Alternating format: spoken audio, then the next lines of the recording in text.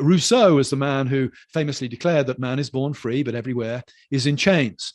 What Rousseau does is argue sort of, I suppose in his day, it would have been counterintuitively, argue that it's culture that messes people up, that we are born in a relatively pristine state. It's as we enter into society, as we form relationships with other people, that we become corrupted. We have to start performing in certain ways to be accepted by society. We become envious and jealous of each other. We start to compete. We start to suppress our inner feelings in order to get on and belong. Rousseau is the great sort of theorist of that.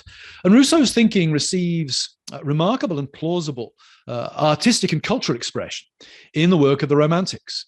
Romanticism is an artistic movement really beginning around about the middle of the 18th century with a figure such as the Scottish poet Robert Burns, and flourishing in the latter part of the 18th, early 19th centuries, associated with figures such as Schiller on the continent, Hölderlin, Coleridge, Wordsworth, Percy Bysshe Shelley, William Blake. Romanticism was a movement that placed great emphasis upon that inner space and inner feelings as defining the real us. Feelings become constitutive of authenticity. And society broadly considered, society even considered in terms of one-on-one relations with others, is always therefore first and foremost a threat to authenticity, demanding that we perform in certain ways that do not reflect that which we feel inwardly.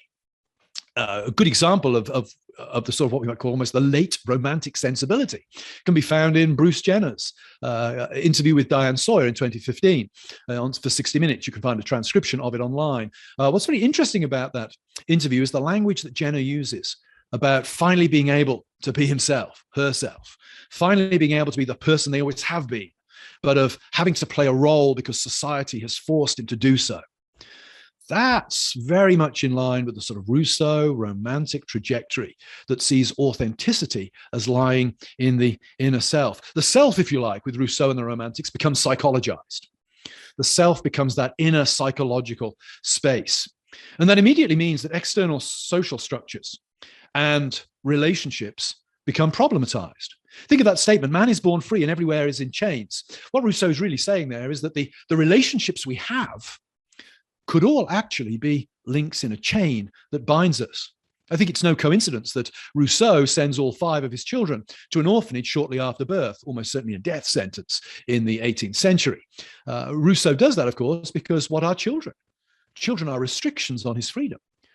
Children are things that infringe on his ability to be himself. Again, there's a fairly direct line between that way of thinking and kind of pro-choice advocacy that one finds in the public square today, when what is the child in the womb but an alien invader, preventing somebody from achieving their full human potential? Stands on a line very much with Rousseau.